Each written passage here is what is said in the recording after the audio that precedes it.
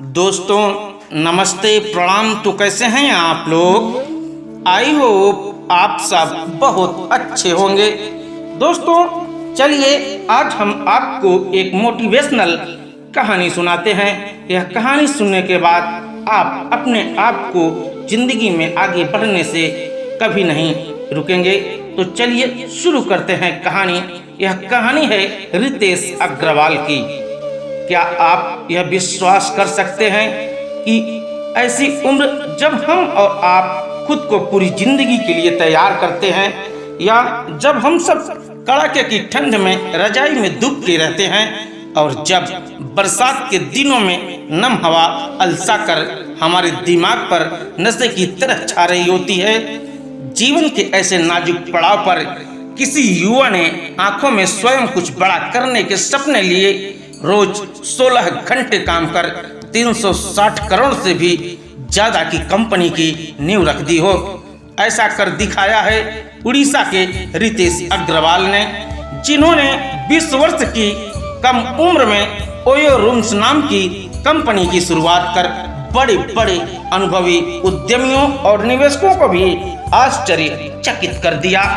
OYO rooms का मुख्य उद्देश्य ट्रैवलर्स को सस्ते दामों पर बेहतरीन मूलभूत सुविधाओं के साथ देश के बड़े बड़े शहरों के होटलों में कमरा उपलब्ध कराना है।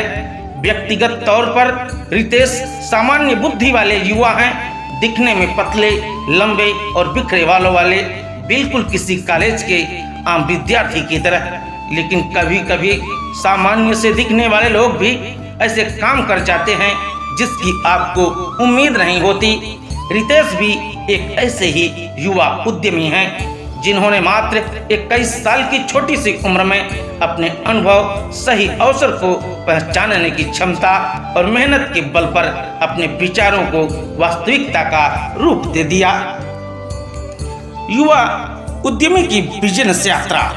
रितेश अग्रवाल ने बिजनेस के बारे में सोचने और समझने का काम कम उम्र में ही शुरू कर दिया था। इसमें सबसे बड़ी भूमिका उनके पारिवारिक पृष्ठभूमि की थी। उनका जन्म 16 नवंबर 1993 को उड़ीसा राज्य के जिले कटक बिसाम के एक व्यवसायिक परिवार में हुआ है। 12वीं तक की पढ़ाई उन्होंने जिले के ही स्क्रेड हार्ट स्कूल में की। इसके बाद उनकी इच्छा IIT में दाखिले की हुई, जिसकी तैयारी के लिए वे राजस्थान के कोटा आ गए। कोटा में उनके बस 2 ही काम थे, एक पढ़ना और दूसरा जब भी अवकाश मिले खूब ट्रैवल करना। यहीं से उनकी रुचि ट्रैवलिंग में बढ़ने लगी।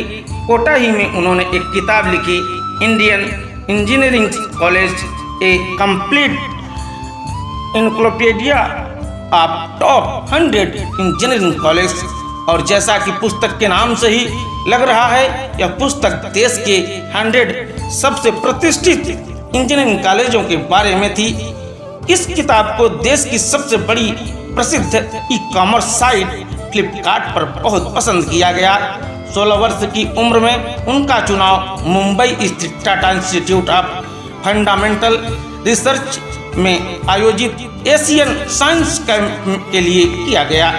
यह कैंप एक वार्षिक संवाद मंच है, जहां एशियाई मूल के छात्र शामिल किसी क्षेत्र विशेष की समस्याओं पर विचार विमर्श कर विज्ञान और तकनीक की मदद से उसका हल ढूंढा करते हैं।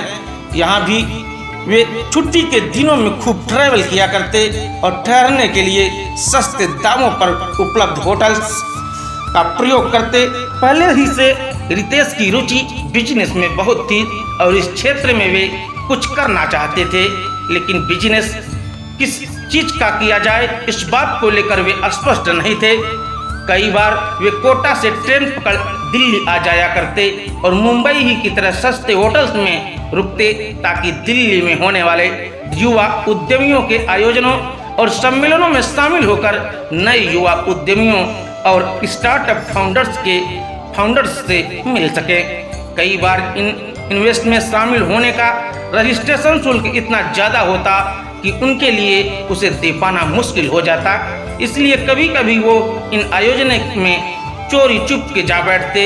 यही वो वक्त था जब उन्होंने ट्रैवलिंग के दौरान ठहरने के लिए प्रयोग किए गए सस्ते होटल्स के बुरे अनुभवों को अपने बिजनेस का रूप देने की सोची। ओराविल स्टेज से की शुरुआत। वर्ष 2012 में उन्होंने अपने पहले स्टार्टअप ओराविल स्टेज की शुरुआत की।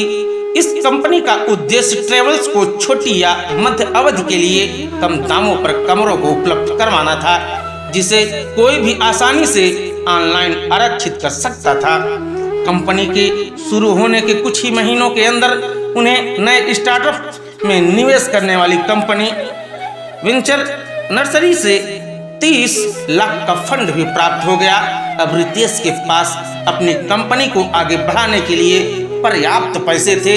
उसी समय अंतराल में उन्होंने अपने इस बिजनेस को आइडिया को थेल फैलोशिप जो कि पेपल कंपनी के संस्थापक पीटर थेल के थेल फाउंडेशन द्वारा आयोजित एक वैश्विक प्रतियोगिता है कि समक्ष रखा।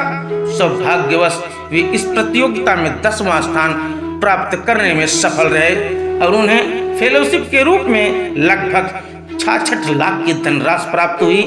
बहुत ही कम समय में उनके नए स्टार्टअप को मिली इन सफलताओं से वे काफी उत्साहित हुए और वे अपने स्टार्टअप पर और बारीकी व सावधानी से काम करने लगे। लेकिन पता नहीं क्यों उनका ये बिजनेस मॉडल अपेक्षित लाभ देने में असफल रहा और ओराविल स्टेज धीरे धीरे घाटे में चला गया। वे परिस्थिति को जितना सुधारने का प्रयास करते, स्थिति और भी खराब हो जाती और अंत में उन्हें इस कंपनी को अस्थायी रूप से बंद करना पड़ा। जब ओराविल स्टेज बन गया ओयो रूम्स, रितेश अपने स्टार्टअप के असफल होने से निराश नहीं हुए और उन्होंने दोबारा स्वयं द्वारा अपनाई गई योजना पर विचार करने की सोची ताकि किसकी कमियों को दूर किया जा सके। इससे उन्हें यह अनुभव हुआ कि भारत में सस्ते होटल्स के कमरे मिलना या न मिलना कोई समस्या नहीं है। दरअसल कमी है होटल का कम पैसे में बेहतरीन मूलभूत सुविधाओं को प्रदान न कर पाना। विचार करते हुए उन्हें अपनी यात्राओं के दौरान बजट होटल्स में रहने के उन अनुभवों को भी याद किया जब उन्हें कभी कभी बहुत ज्यादा पैसे देने के बाद भी गंदे और बदबूदार कमरे मिलते और कभी कभी कम पैसों में ही आरामदायक और सुविधापूर्ण कमरे मिल जाते। इन्हीं बातों ने उन्हें फिर से प्रेरित किया कि वे पुनः ओराविल स्टेज में नए बदलाव करें व ट्रेवल्स की सुविधाओं को ध्यान में रख उसे नए रूप में प्रस्तुत करें। और फिर क्या था, वर्ष 2013 में फिर ओराविल लॉन्च हुआ, लेकिन इस बार बिल्कुल नए नाम और मकसद के साथ। अब ओराविल का नया नाम ओयो रूम्स था, जिसका मतलब होता है आपके अपने कमरे। ओयो रूम्स का उद्देश्य सिर्फ ट्रेवलर्स को किसी होटल में कमरा मुहैया कराना भर नहीं रह गया। अब वह होटल के कमरों की और वहां मिलने वाली मूलभूत सुविधाओं की गुणवत्ता का भी ख्याल रखने लगे और इसके लिए कंपनी ने कुछ मानकों को भी निर्धारित किया।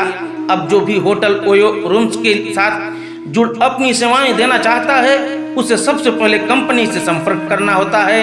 इसके पश्चात कंपनी के कर्मचारी उस होटल में जा कर वहां के कमरों और अन्य सुविधाओं का निरीक्षण करते हैं। अगर वह होटल ओयो के सभी मानकों पर खरा उतरता है तभी वह ओयो के साथ जुड़ सकता है, अन्यथा नहीं। सफलता के कदम।